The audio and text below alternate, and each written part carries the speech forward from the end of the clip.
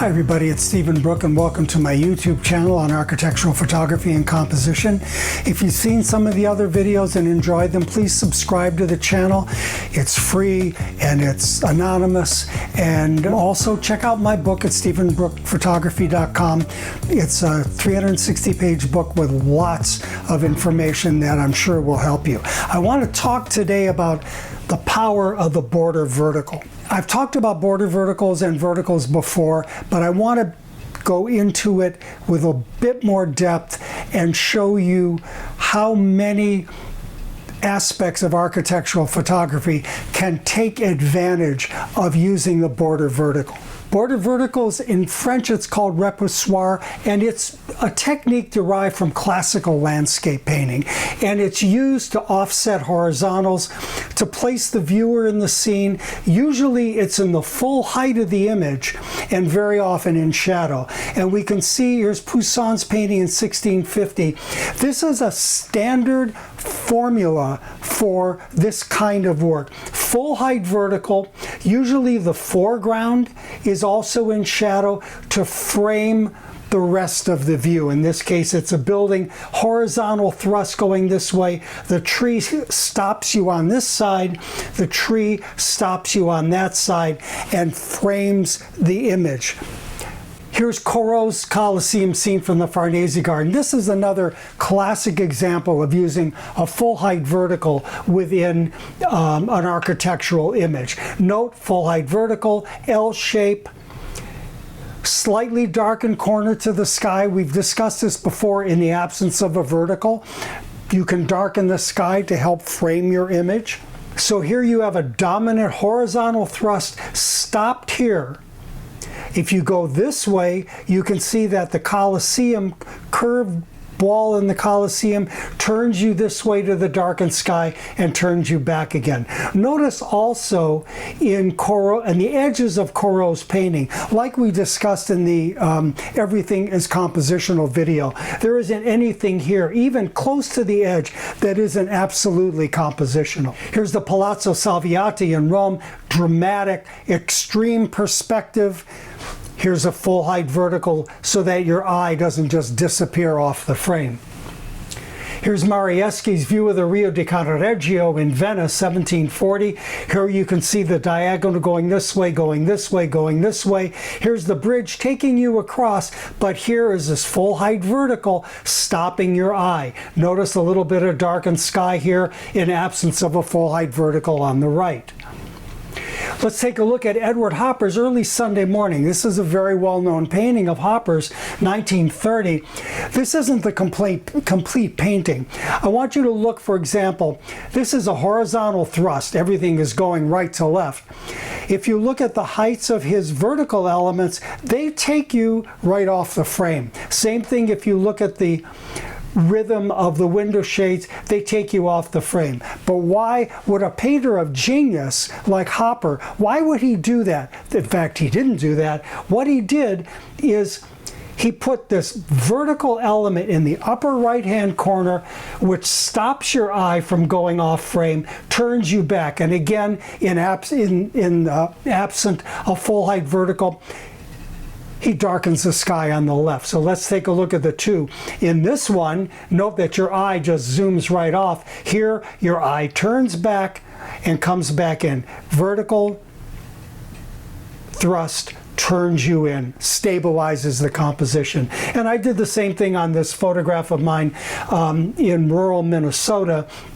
Instead of cropping my image here, what I've done is I've included the chimney and I've included what was then a TV aerial, and to turn your eye back this way, and I've darkened the sky on the left-hand side because I don't have a full height vertical on this side. I'm doing exactly in this photograph what Hopper did in his painting.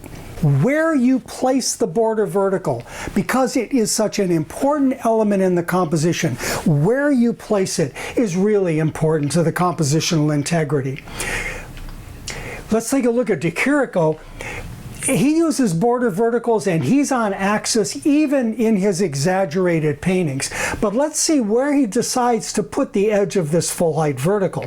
Notice he has a 2x3 composition as rigorous as you can get. 1/5 of the way in is where he keeps his full height vertical. Notice 3/5 of the way, take care of his building. He's got each of these little darkened windows within one of these little squares, and the base of his arches all fall right at 3/5 of the way up. So, and the base of the sculpture is at 1/5 of the way up. So, as we talked about in some of our proportional episodes, De Chirico uses a very tight compositional scheme, especially to locate the edge of this full height vertical. Edward Hopper uses border verticals in many of his paintings. Here, look at, you have this guy, he's looking off frame, but you have a full height vertical here to keep your eye back onto the picture plane. Here is an L shape, just like in Corot's painting, full height vertical, darken base to frame this image. Also, she's looking down at the piano. She's sort of idly playing with one finger. And here's the back of the spinet piano taking you back in. In this view of a movie theater, the question is, okay, why does Hopper place the edge of the stage exactly where he places it?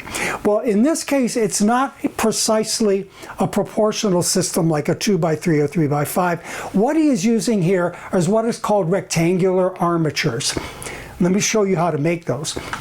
If you have a rectangle and you take a diagonal, corner to corner, take another from the other diagonal 90 degrees to the picture plane, 90 degrees to the other diagonal, where they intersect, you draw a vertical and a horizontal, and these lines give you some structure to help you place the elements within your framework. It's very much like chord changes in music, where you'll have, like say in a 12-bar blues, you'll have a dominant chord, a subdominant, a 1 chord, a 4 chord, and a 5 chord, and where they go, they're very specifically placed in the music, and you weave your melody around the placement of those chords. That's what rectangular armatures do.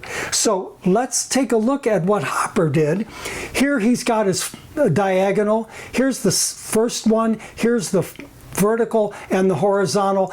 When we make a secondary set of rectangular armatures, note from this point 90 degrees to this diagonal, you have a vertical, you have a horizontal, and that exactly sets the position of the edge of the picture frame. Hugh Ferris is an architect and illustrator that I would like you to study, particularly when we look at black and white, because his black and white images are just wonderful. So the question is, he's got a full height vertical here. How far in does this go? And where do these lines, which indicate a vanishing point, and the heights of the buildings, how are those established? They're not random. Here's how it looks. This is, again, a very simple 2x3 proportional scheme. 1/5 of the way in is where Ferris puts his full height vertical. And then in this subdivision of 2x3, you can see the edges of his other buildings all fall right on these proportional sight lines.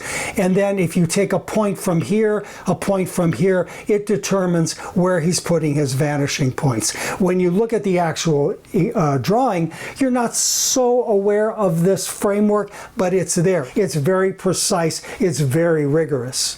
Great paintings, engravings, cinematography all offer examples of where you can use these full height verticals for your compositional paradigms. Here, Andrei Tarkovsky in a scene from Nostalgia, a wonderful movie that you should see. He has his character looking off frame. Here's a full height vertical blocking your escape, bringing you back this way. Here's a photograph that my son Miles took.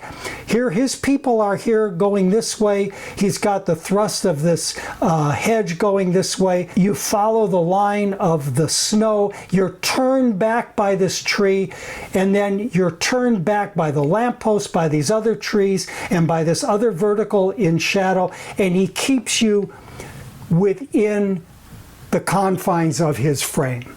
Border vertical elements for interiors are especially important, and especially important for off-axis views, because the thrust of off-axis horizontals can, again, take your eye off the frame. You want to keep a viewer looking at your photo. Here's a full-height vertical that stops your eye from going this way. This little squiggly lamp turns you back this way. Darkened corner keeps you within the picture frame. Even with an axial view, I use full height verticals to keep you from escaping, and I've got a little entrance for you. I block you here. I want you to go this way, turn you this way, come back across. You can go down here to the front desk. You can go back over here, come back around to the front desk. What your eye can't really do comfortably is go off frame this way, because I'm really blocking you with this vertical.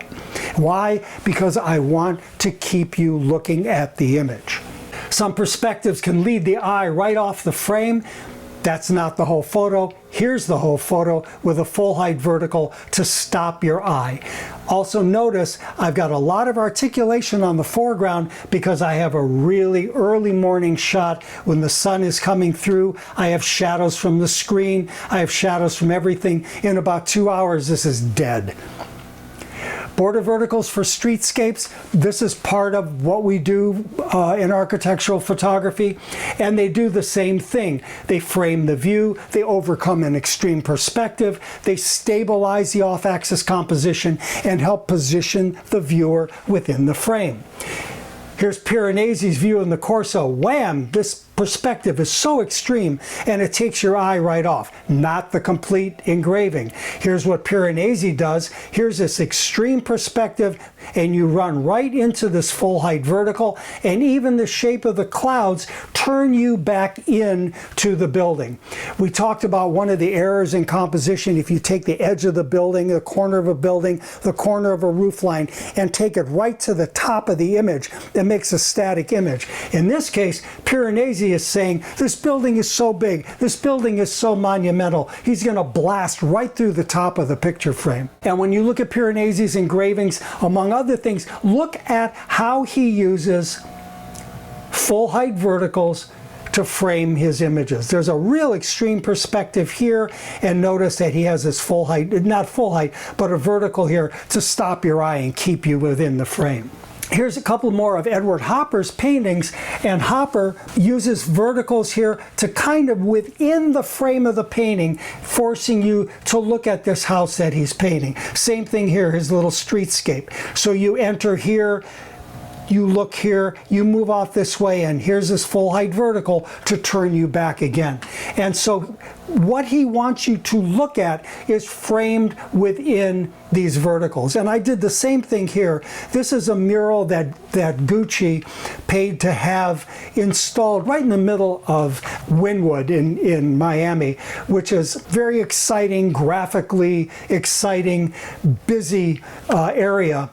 And whereas in the previous video on everything is compositional, when we got rid of all the wires, these wires are really important to this location. So what I did was I found a spot where these verticals were not blocking my view of the mural, but there was enough around here so you got a sense of where this is. Plus, I positioned some of these verticals to hold you, again, to hold you into the picture frame. You're not going to escape here. You're not going to escape here. I want you back looking at this mural. And lastly, for landscape, where we started out, here's my full height vertical, darkened foreground to frame my landscape. So remember, this is one of the most powerful compositional tools you can have, the full height vertical and especially a border vertical. So don't forget to use those. If you enjoy these videos, again, please take the moment to subscribe and check out my book at StephenBrookePhotography.com. It's great to see you. Thanks for taking the time to check these out, and I look forward to seeing you again soon.